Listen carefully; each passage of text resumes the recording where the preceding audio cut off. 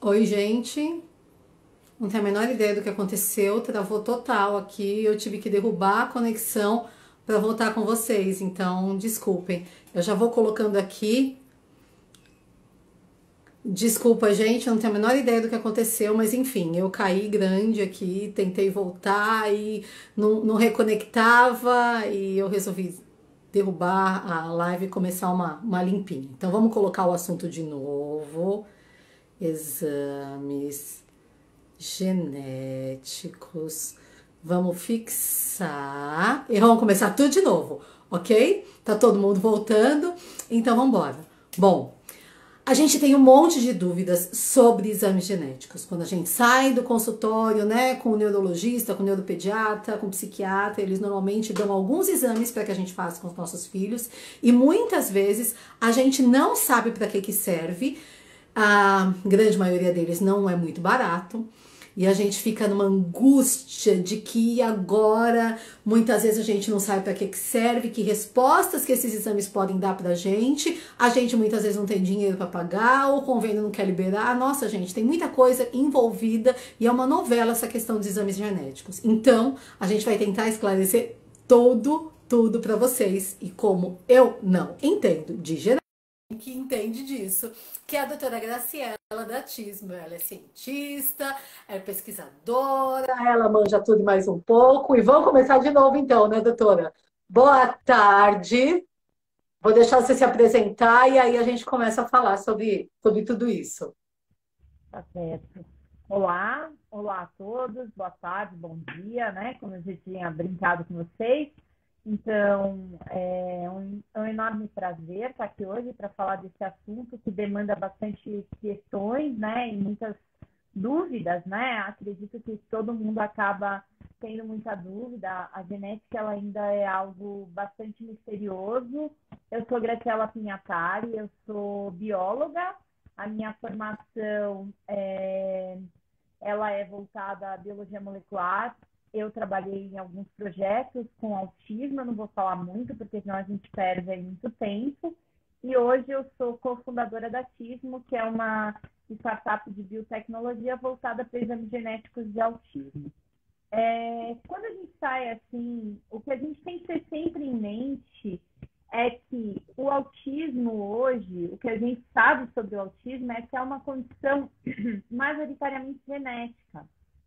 Então, hoje, o que a gente tem na literatura, né, os achados científicos, a evidência científica que a gente tem é que é uma condição genética com uma herdabilidade muito alta, então acima de 80%, e que na maioria das vezes os pais não têm essa condição, tá? Então a gente tem uma condição genética onde os pais não têm. E isso é um assunto para uma outra live, mas só para a gente começar, tá? Então, assim, a questão da genética, a gente tem aí várias teorias e eu explico isso bastante. Quem quiser pode ver outras lives ou a gente pode fazer outras para a gente Uhum. não perder tempo com isso e falar mesmo focado nos exames genéticos, tá? Então, existem Perfeito. outras condições que a gente pode carregar em alterações genéticas. Os exames genéticos, eles servem para quê? Né? Eles servem para que nós procuramos alterações genéticas, então variantes genéticas, né? E essas alterações genéticas, elas podem ser de basicamente dois tipos de alterações que a gente tem no nosso organismo. São alterações que a gente chama de benignas, que são alterações que façam que nós sejamos diferentes. Então, se a gente fizer um exame genético de todo mundo que está ouvindo essa live, a gente não vai ter aí uma composição genética igual. A gente vai fazer aí. Mesmo nós ter, mesmo significando que a gente não tem laudos iguais, nem CIDs iguais, mesmo quem não tem laudo e CID nenhum, tem um DNA diferente. Isso, que faz com que nós traz as nossas características particulares, né? E eu falo que são as alterações benignas. Essas alterações a gente não coloca num laudo, né? E aí a Uhum. gente vai colocar num laudo as alterações que a gente chama de patogênica. Aqui eu gosto de falar de duas coisas importantes. Se eu falar para vocês televisão e trocar e falar televisão, a gente não entende que televisão e televisão é a mesma coisa? a gente está fazendo aí uma mudança que não faz uma alteração digna de uma nota, digna de que muda o comportamento de alguma coisa. Agora, se eu falar para vocês, olha, eu fiz um concerto com S e trocar esse eu fiz um concerto com C, esse concerto com S, esse concerto com C, apesar de uma diferença numa letra, o contexto dessa frase ele não muda completamente. Agora, se a gente Total. fizer um paralelo nisso na célula, pensar nisso num gene, essa pequena alteração pode mudar completamente a função de uma célula. Pode alterar completamente aquilo que está fazendo, tá certo? Então, o que Perfeito. acontece? A gente pode aí, a partir de uma letra, estar mudando todo o contexto. E isso é uma alteração que a gente pode estar chamando de patogênica, tá? Então, é isso que a gente verifica quando a gente faz um exame genético. E aí, a gente tem... Quer que eu fazer alguma pergunta? Posso continuar. Não, não, pode concluir, que aí eu. Porque assim, a origem ser genética, a gente acredita, tá? Em todos os cientistas e todas as publicações, o que a ciência está dizendo que é genética, ponto final. Eu não entendo genética e quem está do outro lado também não entende, e isso a gente não questiona. A gente já entendeu que os genes de todo mundo é diferente. O meu é diferente do seu, que é diferente do meu filho, que é diferente do seu filho, e isso não significa que as diferenças podem trazer o que você chama, né, da patologia ou de desenvolvimentos diferentes e tudo mais. Nós somos diferentes na essência, algumas coisas podem ajudar ou atrapalhar ou modificar a forma de trabalhar e tudo mais. Que é mais ou menos onde a gente entra especificamente no autismo. Então, assim, eu queria te fazer algumas perguntas muito, muito diretas, que é o que vem na nossa cabeça de mãe, quando a gente recebe o diagnóstico ou quando esse diagnóstico está em investigação ainda. Primeiro de tudo, algum exame que eu faça vai dizer sim, meu filho tem autismo, não, ele não tem autismo? O diagnóstico do autismo ele é clínico, ele é baseado nas questões que estão no DSM-5. O exame genético ele é um exame que, na verdade, ele é complementar, ele é uma ferramenta e ele vai te dizer outras coisas. Na verdade, o diagnóstico do autismo ele continua e vai ser clínico. O exame genético ele é um exame que vai te trazer o quê, basicamente? Ele é um exame que vai te proporcionar descobrir a causa do autismo. É genética? Essa causa genética, ela vem de que alteração genética? Quando a gente fala de alterações ou de genes encontrados, a gente não tem um gene específico para o autismo. O que a gente tem, na maioria das vezes, são genes que são relacionados com o sistema nervoso central. Até por isso essa questão da heredabilidade. Porque existem genes comuns em outras condições de saúde. Tá? Então, o que acontece? A gente tem genes que está lá, que a gente pode carregar, que pode ser da nossa família, e que são genes comuns, tanto em transtornos do neurodesenvolvimento, o mais comum o TDAH, que a gente sabe que é uma comorbidade de mais de 80% presente no autismo.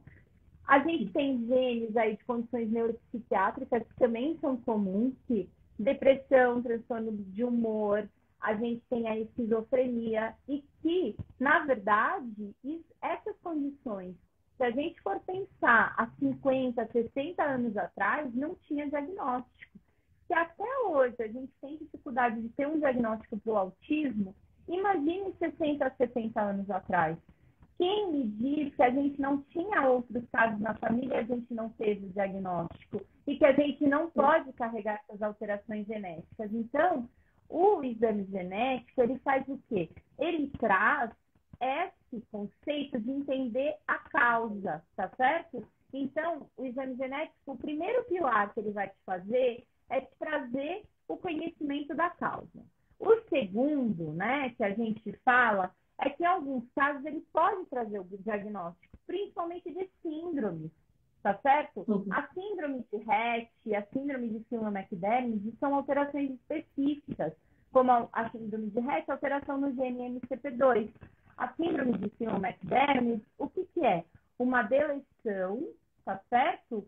Uma deleção no braço longo, do cromossomo É 22. um defeitinho no DNA, é uma coisa fora do que é esperado na estrutura do DNA, não é isso? Tem características clínicas particulares, mas a gente pode confirmar isso num exame genético, tudo bem? E isso leva a uma alteração num gene específico, que é o gene 103, tá? Perfeito. O que mais que pode fazer o exame genético? Calma, peraí, calma. Vamos organizar. Você sabe que para você falar sobre DNA e exames genéticos é uma coisa do dia a dia, mas a nossa cabeça começa a borbulhar aqui. Então vamos com calma que a gente vai chegar em outros exames. Então, primeiro de tudo, para ficar muito claro para todo mundo, o profissional, o psiquiatra, o neurologista não precisa do exame de DNA para dizer se a pessoa tem autismo ou não. Ele não precisa, não é o exame de DNA que vai dizer se a pessoa está dentro ou fora do espectro, ok? Isso é clínico, é feito em consultório, através de um monte de perguntas que os profissionais chamam de anamnese, né? Que para a gente é um questionário, parece um interrogatório, aquilo, e tudo isso para chegar ao diagnóstico. Muito bem, doutora. Aí, a gente sai do consultório, muito. Bom, antes de eu falar sobre sair do consultório, isso significa que nem todos os profissionais vão pedir exames genéticos. Alguns pedem, outros não pedem, porque muitas vezes alguns profissionais acham necessário continuar investigando e outros acreditam que não tem essa necessidade. E a gente vai falar agora, assim, pontualmente, sobre os 5 exames genéticos que mais são pedidos pelos profissionais. E a gente sai de lá normalmente com esses 5 pedidos, sem saber para que serve. Muitas vezes tem gente que pede coisa que não deve, profissionais que pedem exames que não fazem muito sentido, e outros que poderiam pedir não pedem. Então, vamos primeiro falar o nome dos 5. Me corrige se eu tiver errado, ok? Os 5 exames que mais pedem é o cariótipo, o X frágil, o array, exoma e o genoma. Normalmente são esses 5 nessa ordem, né? Normalmente é nessa ordem que se faz, assim, do mais simples para aquele que é um pouco mais rebuscado. O nome dos exames, tá certo? Normalmente são esses 5 mesmo que se pede. Então, na verdade, a gente vai um pouco na contramão do que é feito nos países desenvolvidos, né? Porque hoje, né, o que a gente sabe é que fora do Brasil, a gente já tem um diagnóstico genético muito bem implantado, né? Então, assim, isso é algo que a gente vem fazendo hoje no Brasil, né? Então, vamos lá, vamos falar o que são cada um desses exames, né? O diagnóstico é clínico, baseado no questionário, baseado no que os médicos estão vendo diante daquele diagnóstico, né? Então, assim, diante daquele comportamento, né? Então, é do mesmo daquela condição de análise, né? Do comportamento. E dependendo de algumas suspeitas, não é isso, doutora? Às vezes o profissional desconfia de alguma coisa a mais, por isso que ele pede algum exame. Eu posso te falar o nome do exame e você explicar para a gente para que ele serve? Pode ser? Na verdade, pode. Eu só queria terminar de falar para que servem os exames, né? Então, assim, claro. Os exames, eles servem, então, para essa história de etiologia, podem servir para uma segunda camada de diagnóstico, que é a história de você entender qual é a etiologia, e então, você tem a etiologia, você consegue dividir as pessoas de acordo com aquela etiologia. E com isso, pode ajudar em tratamento, prognóstico. Fora do Brasil, já existem grupos determinados que fazem essa divisão e conseguem aí de alguma coisa fazer algo personalizado. Então, para isso que serve também o exame. E para avaliação de risco, de recorrência, de ter outras pessoas na família que têm autismo. Então, o aconselhamento... É o tal do planejamento familiar, é isso? Serve para você fazer um planejamento familiar também. Você não consegue fazer algo que seja no sentido... assim, olha, é 1 mais 1 ou 2 mais 2, porque biologia não é assim, mas o que você pode? Se você tem alterações genéticas e hereditárias, o seu risco é maior do que aquela pessoa que não tem, né? Então, hoje, quando a gente pensa em risco, a gente tem aí de 10 a 20% de risco de recorrência quando você tem um filho com autismo. Se você tem já uma condição ou alteração genética, esse risco aumenta, né?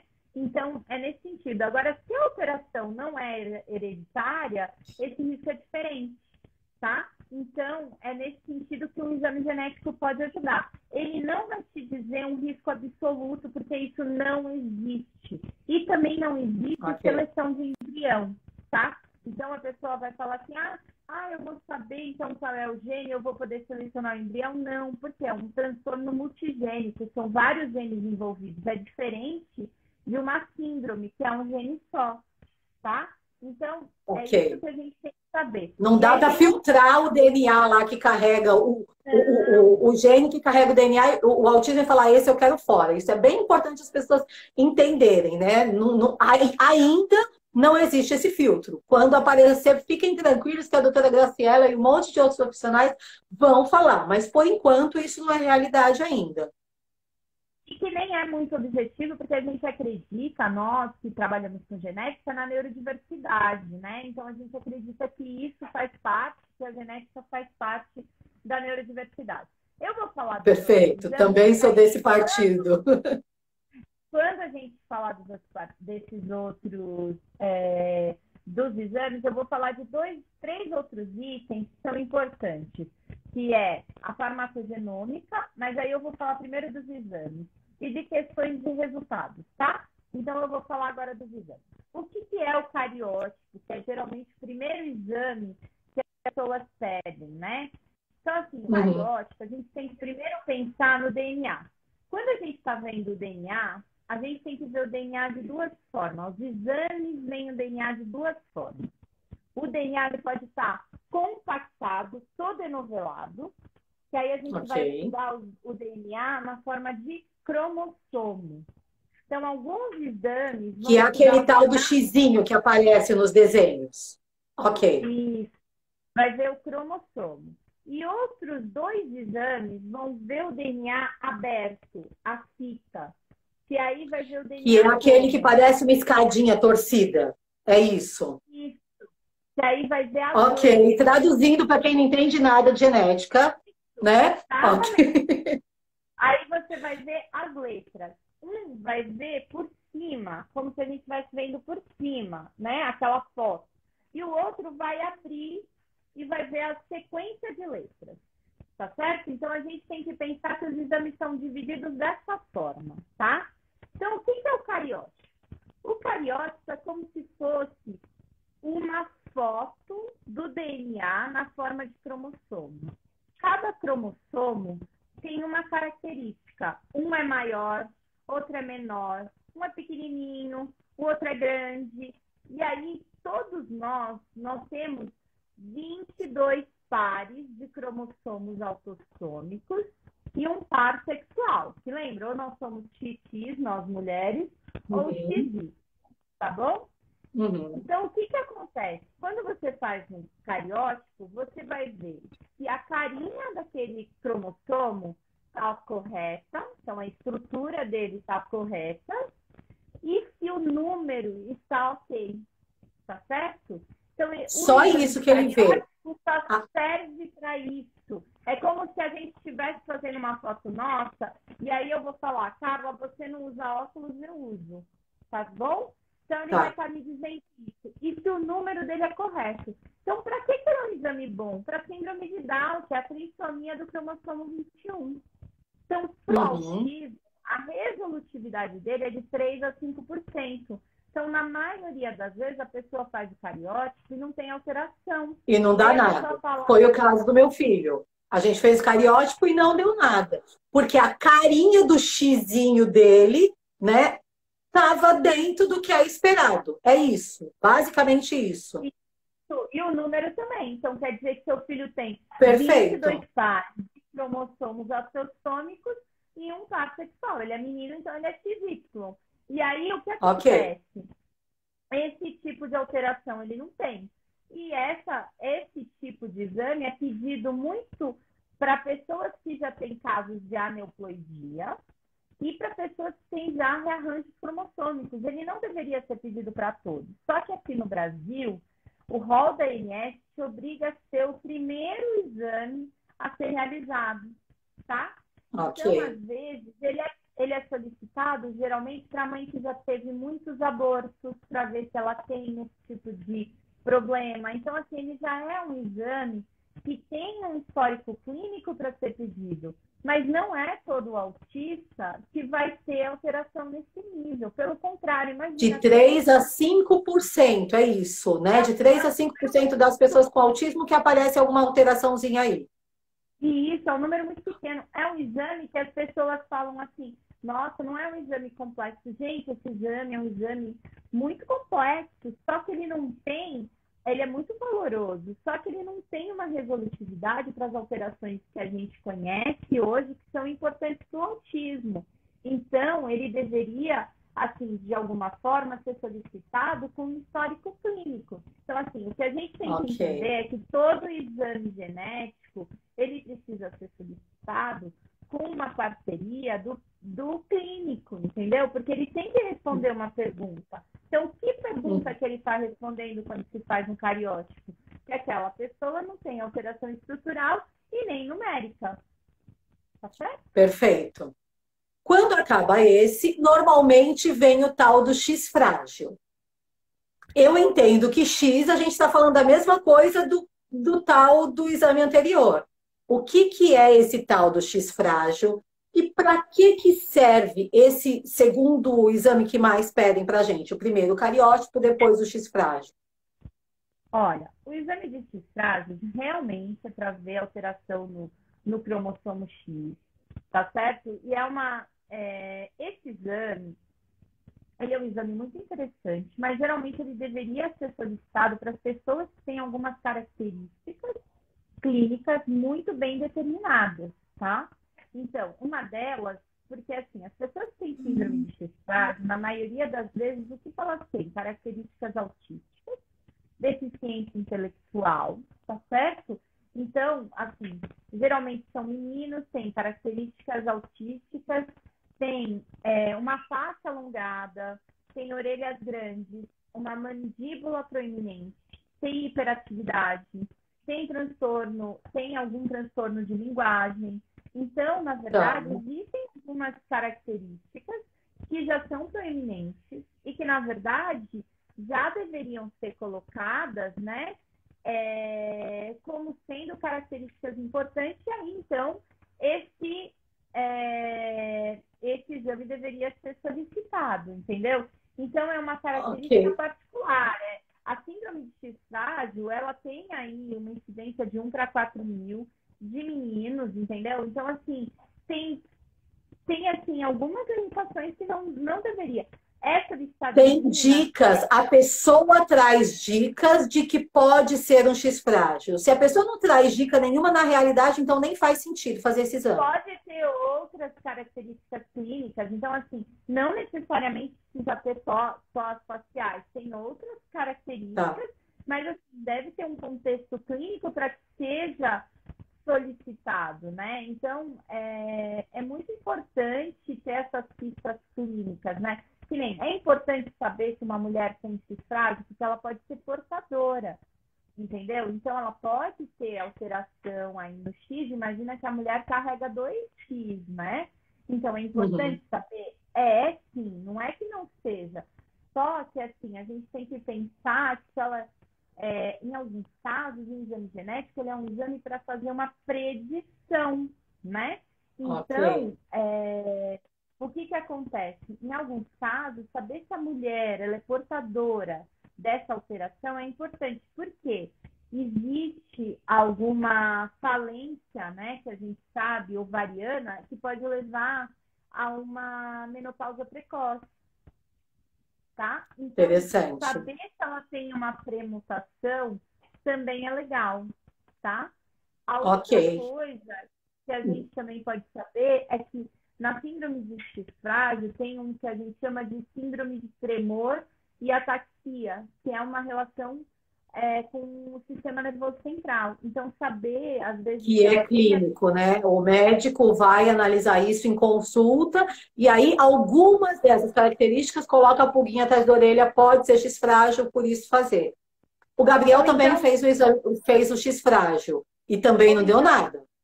O fato dele ser portador, porque quando você vai fazer o exame X frágil, você vai ter a repetição de nucleotídeos, que você vai ter uma repetição de CGG.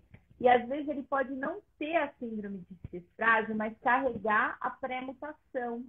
E aí o que acontece? Ele pode prever, se ele tem essa pré-mutação, de ter essas alterações, mesmo ele não tendo a síndrome, entendeu? Então, às vezes, fazer um exame pode prever algumas condições, mas existem algumas pistas para que esse exame seja solicitado, tá? Então, não deveria ser...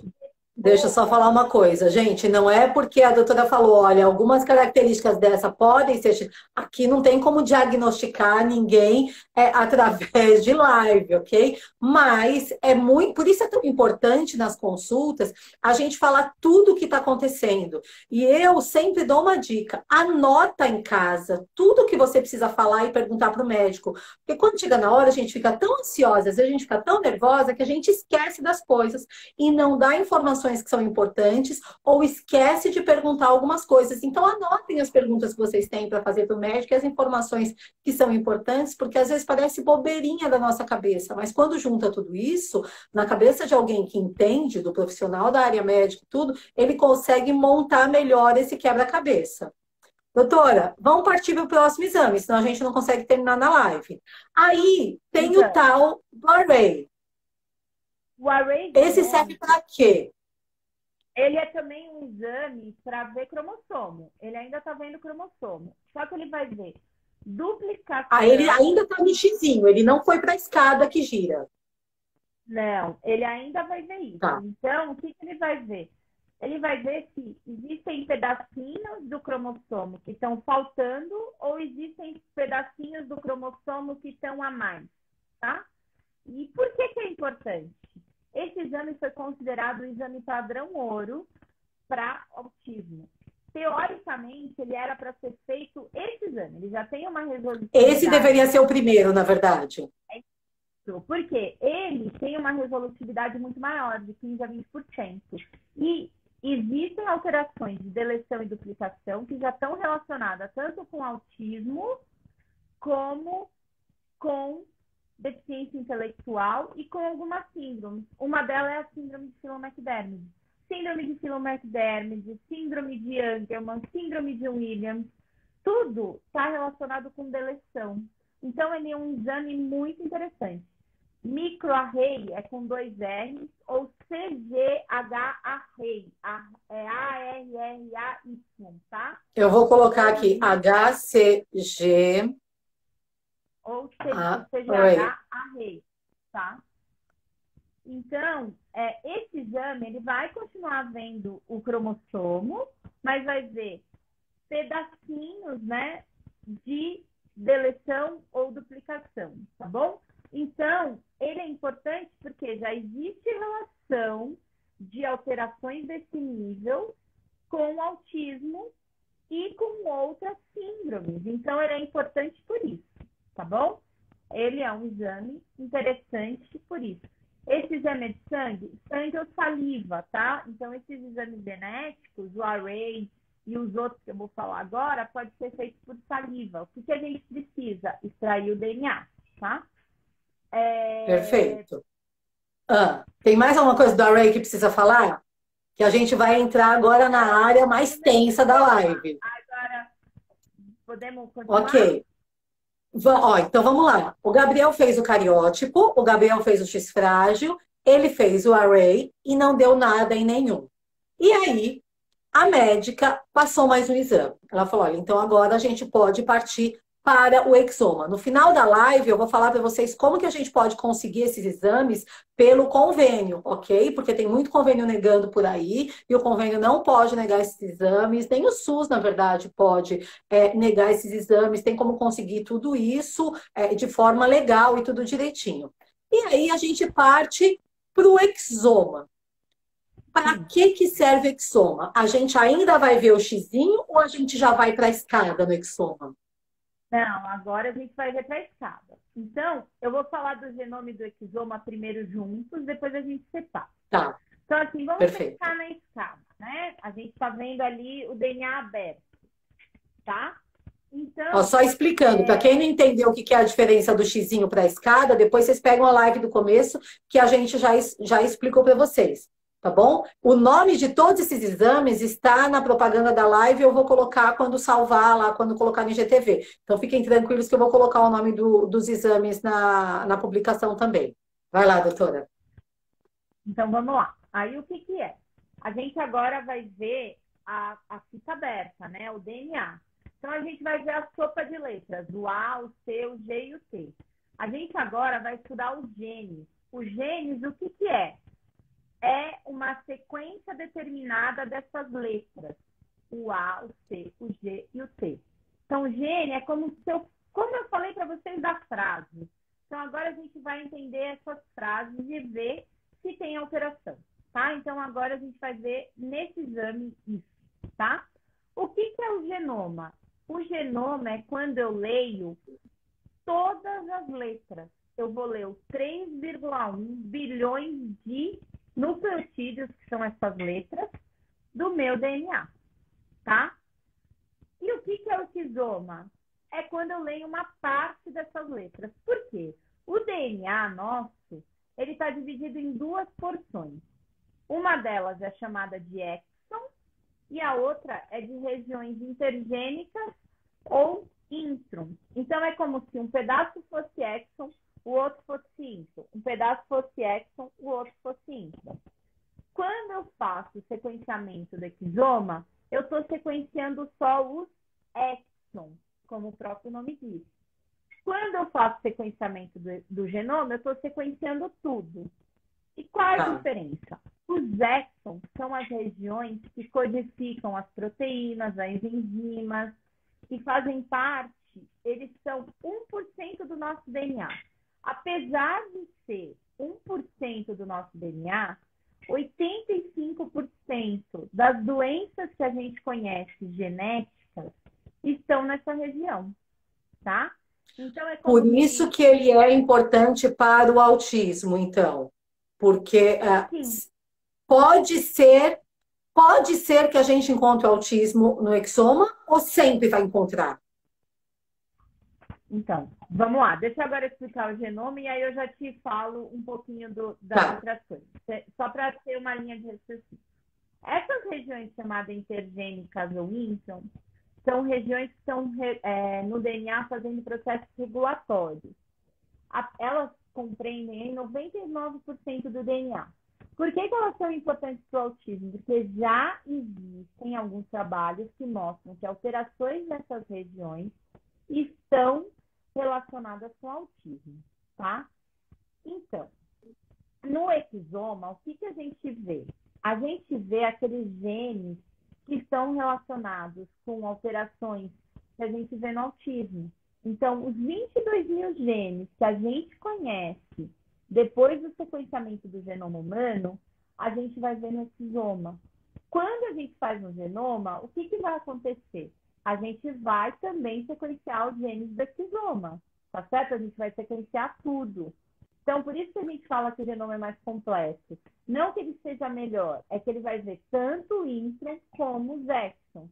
O que são os genes que são importantes para o autismo?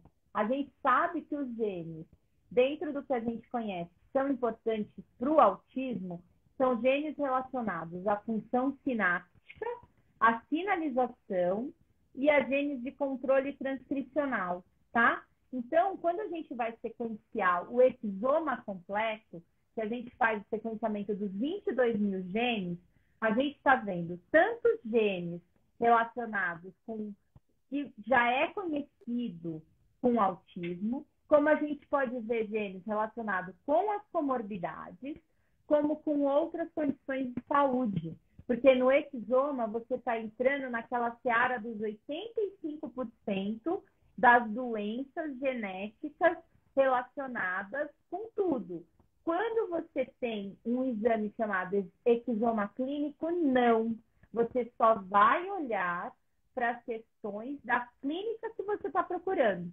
No caso, se você pedir um exoma clínico, você, para o autismo, você vai estar vendo só gênios relacionados ao autismo. Quando você faz um exoma completo, você vai estar vendo 22 mil genes relacionados a condições de saúde, que envolve o autismo e as outras doenças e condições de saúde que estão relacionadas com tudo, ok?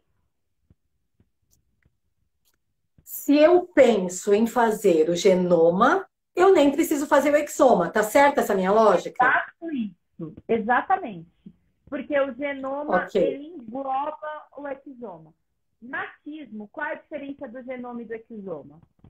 O que faz, né, de diferença? Eu vou dar esse exemplo. A gente faz no genoma a farmacogenômica, tá? Isso daí, o que é a farmacogenômica? É entender que a gente é diferente para responder um medicamento, tá certo?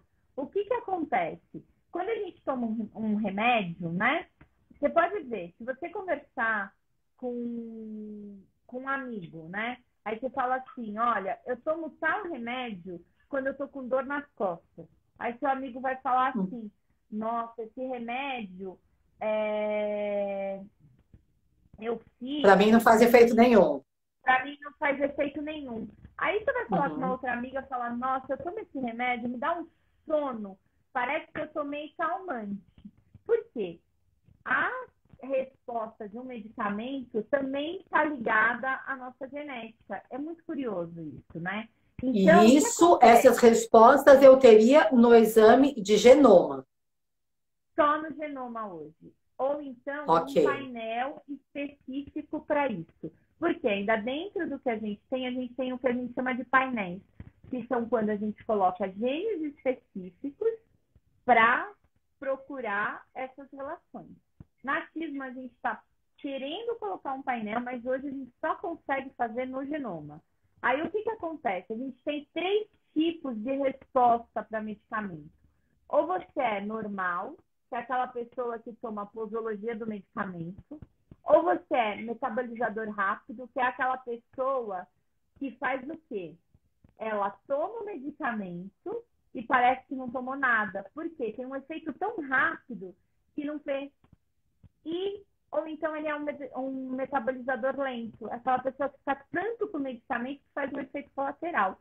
Isso é interessante porque é uma forma de predição de uma resposta. Então, isso pode ajudar o médico a não ficar de uma forma tão obscura para escolher um medicamento. Mas é claro que a escolha de um medicamento vai da experiência clínica, tudo isso. Ele não vai te dizer que aquele medicamento vai ser a resposta, mesmo porque a gente não tem medicamento para autismo, nem para curar autismo. O que vai acontecer é que quando um médico tem, olha, meu filho está agressivo, meu filho está com algum sinal que eu preciso melhorar e eu preciso fazer uma abordagem com esse paciente, né? E eu vou procurar um medicamento, olha, ele tem distúrbio do sono, ele tem agressividade, vai para uma seara de medicamento, isso quem vai saber é o médico. Esse teste farmacogenômico pode predizer se eu tenho uma condição diferenciada e aí eu posso, como médico, adequar a posologia, né, e a dose, né, do medicamento. Porque se eu tenho um metabolismo rápido, eu aumento a dose, enfim. Aí é uma questão de ajuste com o médico. Teve alguém que perguntou se todo médico sabe interpretar esse resultado. Gente, eu não posso dar essa resposta. Ela acaba sendo um pouco complexa. Mas os laboratórios, geralmente, a equipe técnica desse laboratório está sempre à disposição para conversar com esses médicos, caso eles tenham interesse. Muitas vezes a equipe que faz o exame se reporta ao médico, né? Ela explica para os profissionais da área médica o negócio e o médico traduz para o paciente. Doutora, deixa eu perguntar. O que a gente faz dentro do autismo, né, que é uma coisa que a gente sempre faz, é dar o suporte tanto para o médico como para o paciente. Então, a gente faz uma reunião para explicar os resultados, porque a gente sabe que é importante explicar e fazer toda essa abordagem de educação, porque senão as pessoas acabam não entendendo, né? Então, a gente sempre acha importante colocar isso que a gente está fazendo e explicar para as pessoas. Pode falar, Carla. Olha, a gente passa tão rápido, né? A gente já está no finalzinho da live e acho que se a gente pudesse resumir quase tudo, assim, numa frase que eu gostei, que você usou muitas vezes, é que os exames sempre respondem a alguma pergunta. E isso que eu acho que nós, como pais, a gente precisa entender bem. O exame não é para... Ele não serve para fazer o exame e ter um laudo ali. Aquele exame vai esclarecer algumas coisas. E aí, quando a gente estava conversando ontem, você me falou uma coisa que eu achei muito legal e que eu queria repassar, e aí você me corrige se eu estiver repassando errado. Às vezes, o médico coloca algumas coisas, algumas terapias ou alguma medicação e o paciente não está respondendo de acordo com o esperado. Um exame genético pode trazer algumas respostas com relação a isso, se a pessoa tem alguma coisa que está escondidinha e que o profissional ainda não percebeu, né? Que o médico ainda não percebeu, um exame genético pode responder. Se tem algum tipo de medicação que, poxa vida, eu já tentei essa, já tentei essa, já tentei essa, e não está rolando, para a maioria funciona, para esse paciente não funciona. O exame genético pode trazer respostas. É muito importante a gente, mãe, entender isso, porque senão a gente fica naquela angústia, né, doutora, de querer o exame, porque a gente acha que o exame genético vai resolver todos os nossos problemas. E ele não resolve problemas, ele esclarece algumas dúvidas que podem, com a ajuda do profissional, chegar a uma ou outra solução. Então, isso é muito importante a gente entender. Tô certa do que eu falei, na forma que eu traduzi? Sim, o exame genético, ele é uma ferramenta que precisa ser muito bem usada. E tem que ter uma pergunta para ter uma resposta. Ele não está aí para ser cura, ele não está aí para resolver todos os problemas. Então, a gente tem que tomar muito cuidado com o exame genético, porque ele só é uma ferramenta útil se você tiver uma associação da clínica com a genética. Então, a gente tem que pensar qual é a nossa expectativa, qual é a nossa pergunta, tá certo? Então, assim, às vezes fazer um exame de array, ele não é o melhor exame para a pergunta que eu tenho que responder. Hoje tem estudos que mostram que, para alguns casos, dentro do autismo e da deficiência intelectual, é melhor fazer um exame de exoma, porque ele vai ter uma resposta muito mais benéfica do que fazer um exame de array. Então, o que a gente precisa? A gente precisa dessa associação do olhar clínico com o genético, para a gente ter essa resposta. É toda pessoa que vai se beneficiar com o exame genético? Não. É interessante saber qual é a etiologia? É, mas a gente tem que ter uma visão de que qual é a pergunta que eu tenho. Não é todo exame que eu preciso fazer. Não é todo exame que vai me dar a resposta. E o que a gente tem que ter em mente, que às vezes tem um resultado negativo, não significa que não tem alteração genética. Significa que não tem aquele tipo de alteração, que eu posso ir caminhando para outros exames, e que aquele exame, que nem quando a gente chega no exome não tem alteração genética, no exome no genoma, significa que naquele momento, acerca do conhecimento genético que a gente tem e daquilo que é mais relevante dentro da literatura científica, você não tem. Mas não significa que não tem alterações genéticas. Pode ser que a gente lá no futuro a gente vai ter. Por isso que eu sempre recomendo a cada 1 a 2 anos fazer uma ação. Isso é recomendado pela Academia Americana de Genética Médica e a gente sempre fez, tá? Então, porque às vezes a gente precisa desse retorno. Ciência e biologia não é um mais um. A gente precisa estar retomando. E a gente tem que ter em mente uma coisa. A genética hoje, ela é muito conhecida fora do Brasil. a genética europeia é muito conhecida, a genética americana, a canadense. Hoje está começando a se conhecer a genética chinesa, a genética africana, mas a gente ainda não conhece a genética brasileira. E nós somos uma população muito miscigenada. Então, isso, eu acho que a genética é uma ferramenta que ainda tem muito potencial para nos ajudar, porque a gente sabe que é uma condição genética, mas a gente ainda tem bastante coisa a aprender. A gente tem que ainda se descobrir, né, doutora, como brasileiros, assim, né? A gente fala do DNA brasileiro, a esse tem sangue de brasileiro, mas na realidade a gente conhece o jeito do brasileiro, mas não o DNA do brasileiro, né? E isso ainda tem muito chão pela frente. Mas a gente só vai conhecer fazendo, né? Esse que é o negócio, né?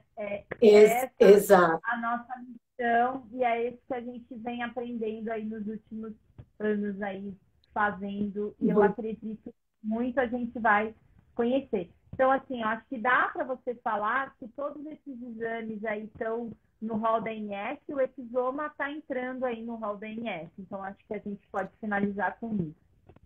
Exato. Então, vamos lá. Não sou eu que resolvo qual que é o exame que meu filho precisa fazer, ok? Entendam bem isso. É um profissional da área médica que vai solicitar isso. Qual é o profissional especialista? É o geneticista. Então, a gente pode, o neurologista pode pedir? Claro que pode. Se você está trabalhando com convênio, passa pelo geneticista, pega o pedido do geneticista, porque o convênio libera com maior frequência pedidos feitos pelo geneticista do que pelo neurologista, do que pelo psiquiatra. Tá? Então, essa é uma dica que vale muito, é passar pelo geneticista. Por quê? Porque estes exames, do array para cima, o array exoma e o genoma, precisa ser justificada a necessidade do exame. Então, se o profissional colocar lá que encaminha, solicita o exame tal, sem explicar por quê, o convênio não vai liberar. E se você chegar em juízo com um pedido desse, o juiz também não vai liberar. Os exames, esses exames do array, o exoma e o genoma, precisa justificar. É a tal da pergunta que a doutora Graziella falou desde o começo. Qual é a pergunta que eu preciso fazer para esse exame? Olha, eu estou vendo que esse paciente tem umas características assim, esse paciente tem um histórico familiar de assim, assim, assado. Esse paciente, entendam, eu não sou da área médica, eu não posso dar todos os detalhes, mas no pedido do exame é necessário que esteja justificado por que para o Joãozinho da Silva ele precisa fazer esse exame. Por que esse exame é essencial e não como investigação? Entende? Porque como investigação, isso não vai ser liberado. Eu quero saber de onde veio o autismo dele. Ok. Saber de onde veio o autismo dele vai mudar a vida dele alguma coisa? Bom, se for mudar, o médico vai ter que justificar. Se for simplesmente porque eu quero saber, o convênio não vai liberar, e se chegar em juízo, não vai ser liberado também. Então, o essencial é se justificar a necessidade do exame. Está justificada a necessidade do exame.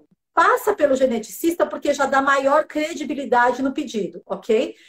Tem o pedido do geneticista explicando a necessidade do exame e o seu convênio não liberou, você abre a reclamação na ouvidoria do convênio e na ANS. Se ainda assim não for resolvido, em juízo você consegue e não é difícil conseguir isso em juízo, desde que justificado. O meu convênio fala que eles não fazem esse tipo de exame. Bom, se o convênio não faz, é o mesmo princípio de o meu convênio não tem neurologista, o meu convênio não tem uma fono que trabalha com autismo. Se eles não têm ninguém, eles precisam reembolsar em um lugar que faça isso. E aí, vocês têm uma série de clínicas, entre elas autismo, que vocês sabem que é especialista em autismo. Então, você solicitou tudo isso, fez todo esse caminho, o convênio falou que não pode, precisa ir para juízo. Se o convênio falou, eu não tenho lugar que faça isso, então vocês peçam um orçamento lá para a Atismo vai passar o orçamento para vocês de quanto custa fazer esses exames, e aí você vai encaminhar para o seu convênio, que vai liberar o exame em uma clínica terceirizada, uma clínica não conveniada, através de reembolso. Se eles negarem, em juízo a gente consegue, desde que isso bem estruturado, ok? Pode falar, doutora, a gente tem mais 4 minutos. Eu só queria falar uma coisa.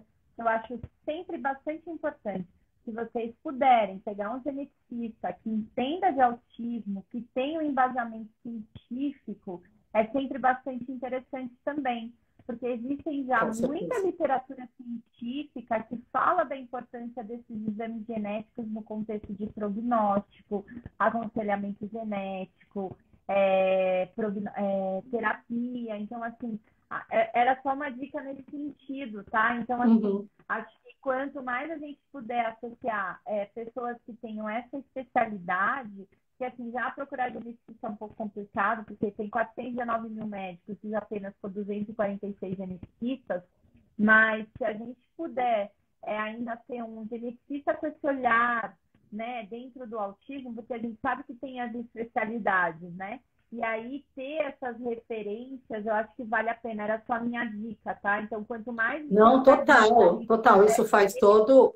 puder, Uhum. a gente vai ter uma argumentação muito melhor, um posicionamento muito melhor. Acho que quando a gente vai, acho que a minha relevância é que quando a gente começa por especialidade, a gente tem aí um refinamento para questionamentos, né? A gente começa a funilar ainda Exato. mais. É aquele olhar mais rebuscado, né? É como alguém que está vendo aquilo sempre tem muito maior precisão, do mesmo jeito que para diagnóstico, né? Tem profissionais que demoram um ano para fazer o diagnóstico, tem profissionais que em meia hora de consulta já fala, tá dentro do espectro. O que é isso? É a vivência, é a especialidade, é você estar ali todo dia cuidando e trabalhando com esse assunto, fica uma coisa muito mais refinada, né? Muito mais Olha, precisa. a Franciele colocou uma coisa que eu quero agora falar, uma coisa muito importante. A pandemia trouxe a possibilidade da teleconsulta.